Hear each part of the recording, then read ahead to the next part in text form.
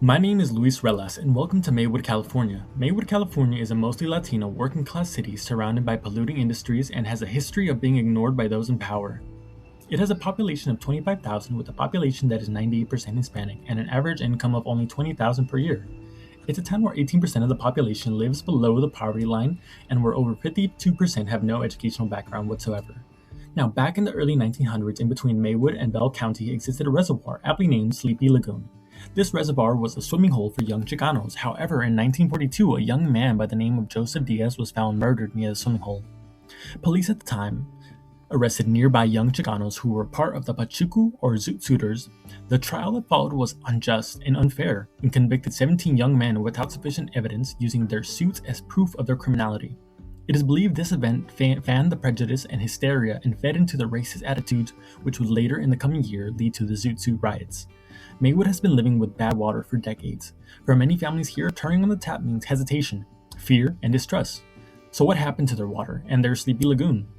Well, back in the 1940s and 50s, factories, auto shops, and metal planting businesses moved into the surrounding areas. They dumped waste into the soil, leaking chemicals like lead, arsenic, triglycerin, and chromium-6. Those toxins seeped deep underground, contaminating the wells that once supplied Maywood's drinking water. For years, no one took real responsibility.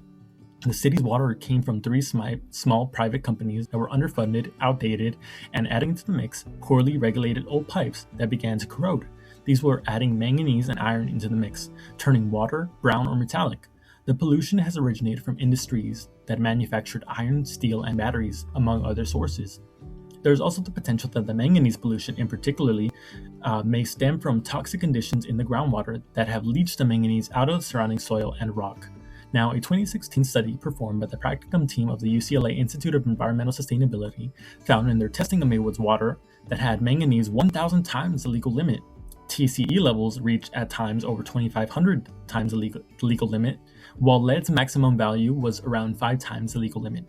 In that same year, after gaining notoriety from both state and federal agencies, in 2016, state regulators finally stepped in. The water system was taken over by Los Angeles County Water Works, but the damage and the distrust were already done. Today, residents still report discolored water and health concerns. Residents still rely on bottled water, still fearing what comes from their faucet. To test the quality of the water, I took a sample from the drinking fountain located in Riverfront Park.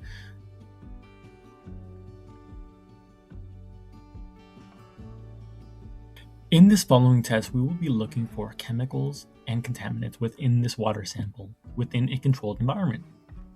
Specifically, we will be looking for sulfates, nitrates,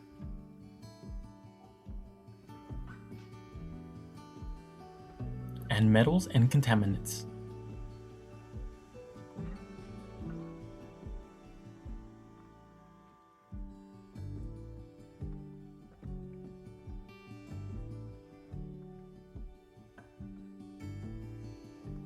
Now, after filling all 3 test subjects with water, the sulfite test resulted in water showing a result of 250 parts per million, which is the upper limits of what the US EPA deems acceptable regarding test. Now next, our nitrate test resulted in 10 parts per million, which is considered again acceptable by human adult standards for taste.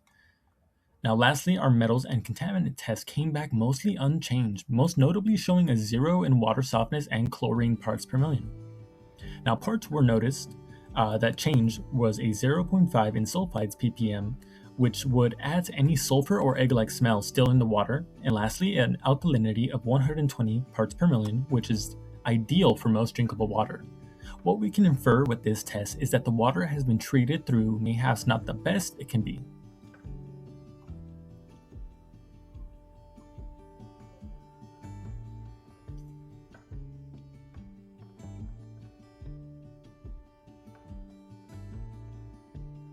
Now the following is a short interview between me and one of Maywood's residents, Diego Hernandez, and the opportunity I had to interview him over his experience living in the community.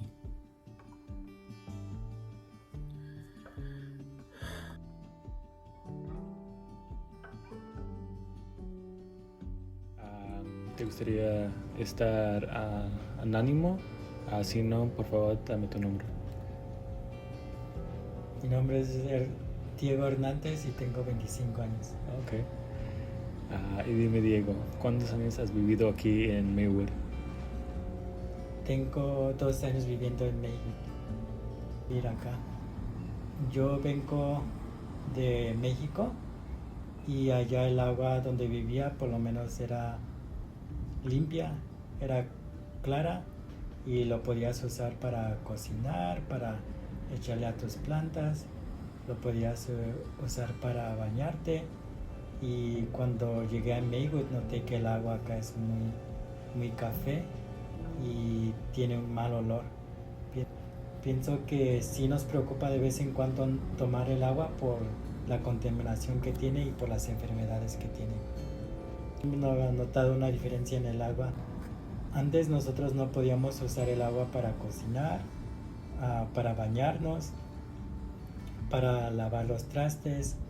Ahora el agua es más limpia, es más clara y tenemos más confianza en usarlo para bañarnos, para hacer comida y tomarla. Gracias, Diego, para las preguntas y para esta oportunidad de la entrevista contigo.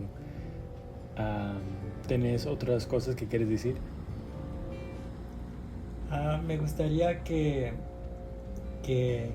el gobierno tomara más en cuenta la ciudad de Maywood, sí, porque pienso que en ciertas partes el agua sigue contaminada, como por ejemplo si vas a los parques, el agua en ciertos parques el agua todavía huele mal y no puedes tomar de las llaves por eso mismo de que apesta y tiene ese color café. También porque en los ríos que están cerca de acá están llenos de basura y el agua también siempre está sucio. Pienso que el gobierno podría hacer un poco más para la ciudad para prevenir la contaminación del agua.